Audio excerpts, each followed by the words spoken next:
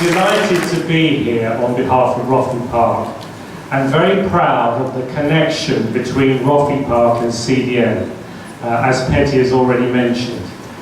We have had marvellous experience over the last 19 years or more working alongside CDM colleagues, so it's a great privilege to be here at your conference. And the theme for this session really is for me to talk about the organisational future in terms of within making sure you're bringing about power through people, because that is the theme of today's event. So what does the future organisation need to look like in terms of creating the right environment that you get the best out of all your people? I'd like to thank particularly Radu this morning and the panellists. That was really interesting hearing their perspectives. Thank you very much indeed. And a lot of the points I found myself nodding and agreeing absolutely, so thank you. And some of those I'd like to come back to when I look specifically in the last part of this morning on talent. So thank you very much indeed, that's great. So that's our theme. Roffey Park, I'll say very briefly, we've been around for 67 years. Started in 1946 after the war, helped with royal patronage to set up an organisation to help people rehabilitate in industry and commerce after the war. And we have been leaders in the field of education, management education now for that period of time, focusing on those key areas.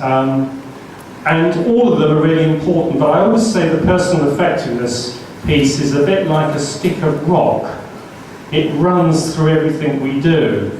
And you know what we're about, in essence, and this is why this is so important regarding the theme today, is developing people in order to develop organisations. For us, there is an important link there.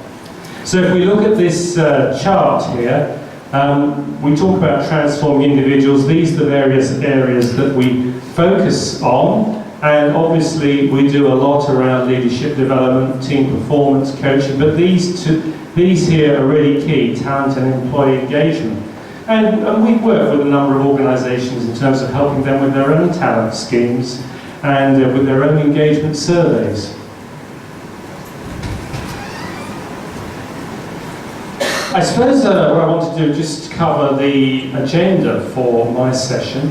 And what we'll cover is drawing on some of our research in recent years particularly, what creating a high-performing organisation is about, what does it mean, dealing with change effectively, because I have a strong view that the organisations that are successful in the future are those that are able to change and adapt to change. So what does that mean?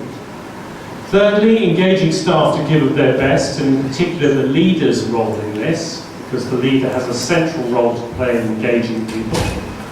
And finally, harnessing our talent for the future. And to, if you like, draw on some of our research on talent as well. So there are a number of research reports that we've produced over the last few years which have a bearing on all of this. And then an opportunity for some questions and discussion. But you'll be pleased to know it's not going to be just listening to me all the time.